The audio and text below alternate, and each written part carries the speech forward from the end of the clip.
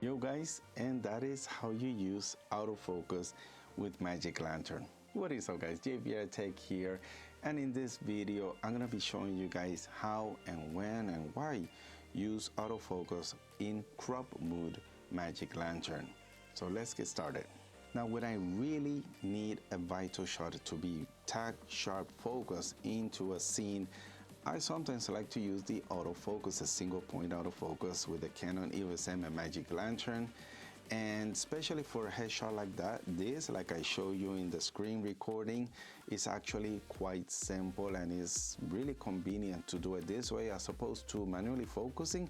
And the reason is because sometimes when we do have a manual focus, we might bump into the lens and actually cause the focus to change, which will ruin a shot. So this is one of the advantages of actually shooting in autofocus. It will help you keep the focus you have set before the shot, and you won't have to worry about anything else while shooting. So now that you know why to do it, let's see how we do it exactly. So step by step is pretty simple.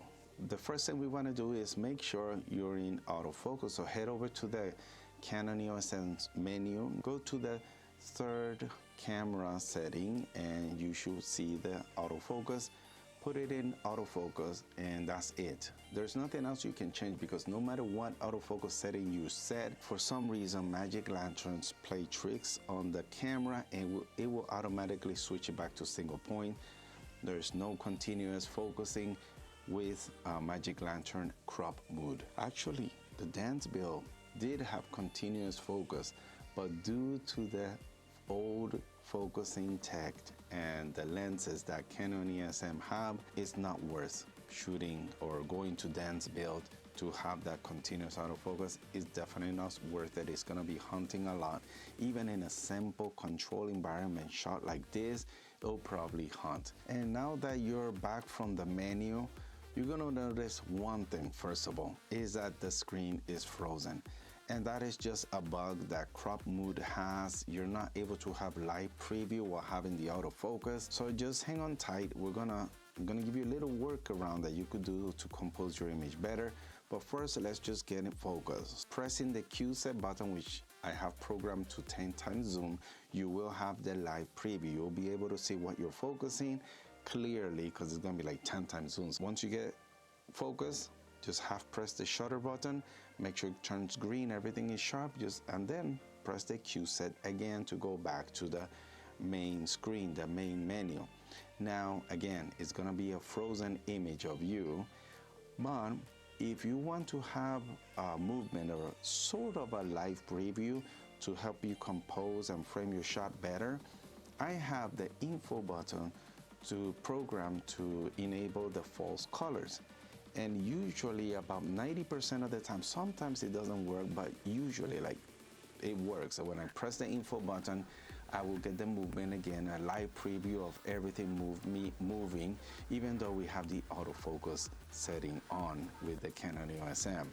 So that's just a little workaround you could try to see if it helps you out to compose and frame, but if not, it's gonna be hit and miss. Once you start recording, the live preview will return, so you will be able to readjust your composition and without worrying about the focus and being off center. It won't change after you start recording. So that's one of the advantages of having this autofocus. If you bump into the lens, you're not gonna change the actual focusing. But that's only the 3x3 mode that suffers from the freeze. The 1x3 and even the 1x1 mode in crop mode, they don't have that freeze. You will still have a live preview while you're setting up your focus and you're actually framing your shot before recording. So that's something to keep in mind. It's only the 1080p mode or the 3x3 mode. Personally, I like to use this whole hack thing, this autofocus workaround, when I have a scene that is really hard to manually focus. Maybe you have really strong backlight behind you and it's just washing out the LCD screen, you can't see anything.